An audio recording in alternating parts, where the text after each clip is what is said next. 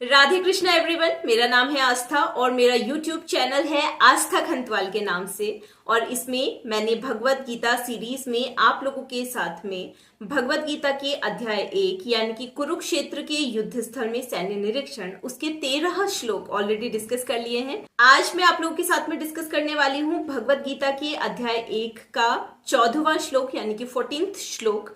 तो सबसे पहले हम श्लोक जानेंगे, श्लोक में क्या बोला गया है, देन उसका अर्थ समझेंगे, देन उसका भाव समझेंगे। जो भी मुझे समझ में आया होगा मैं आप लोगों के साथ में उसी को डिस्कस करूंगी। तो देखते हैं सबसे पहले कि श्लोक में क्या बोला गया है। तो श्लोक में बोला जा रहा है, ततः श्वेते हय युक्ते महतिम स्यन्दने स्थितो माधवः पांडवश्चैव दिव्यः शंखो प्रध्मतुः।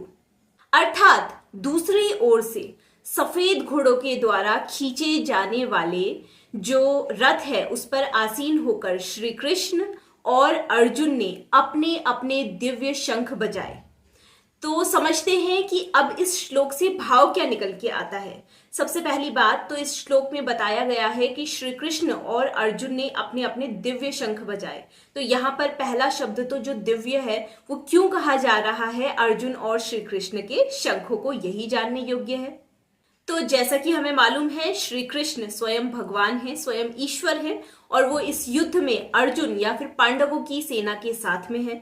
तो जिसके भी साथ में भगवान शामिल हो जाते हैं तो हर एक चीज, हर एक वस्तु वहां पर कैसी बन जाती है, दिव्यता से परिपूर्ण बन जाती है, दिव्य बन जाती है। इसीलिए ऐसा बोला जा रहा है कि जो अर्जुन का शंख है और जो श्री कृष्ण का शंख है उनको दिव्य शंख की जो उपाधि है, उपमा है, वो दी जा रही है। तो उन्होंने अपने अपने दिव्य शंख बजाए। अब यहाँ पर दिव्य शंख बजाए दूसरी तरफ से, इससे एक बात ये भी निकल के आ रही है कि जो अर्जुन है उसकी जीत निश्चित है, क्योंकि भगवान श्री कृष्ण उसके साथ में है और श्री कृष्ण ईश्वर हैं, भगवान हैं।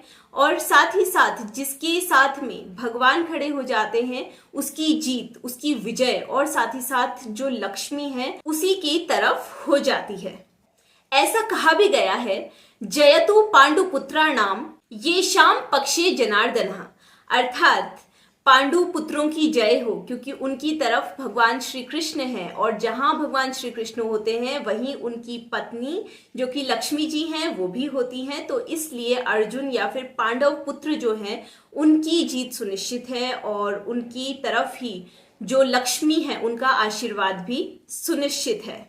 साथ ही साथ इस श्लोक के माध्यम से अर्जुन की जीत का आह्वान इसलिए भी किया जा सकता है क्योंकि जिस घोड़े पर, जिस रथ पर जो श्री कृष्ण है और जो अर्जुन है वो विराजमान है, वो अर्जुन को अग्नि देवता के द्वारा दिया गया है। तो जिससे ये पता चलता है कि जहां जहां भी ये रथ जाएगा वहां वहां जो जीत है, जो विजय है उसका आह्वान हो जाएगा और उसी तरफ की जो विजय है वो सुनिश्चित हो जाएगी। तो कहीं ना कहीं ये पूरा का पूरा श्लोक एक छोटे से भाव के साथ में कि श्री कृष्ण और अर्जुन ने दिव्य शंख बजाए इसी से बना हुआ है और इसी से ये भाव देता है कि जो अर्जुन है उसकी जीत सुनिश्चित है, क्योंकि भगवान श्री कृष्ण स्वयं उनके साथ में इस युद्ध में शामिल है और जिस पक्ष की तरफ भी भगवान होते हैं वहीं विजय होती है।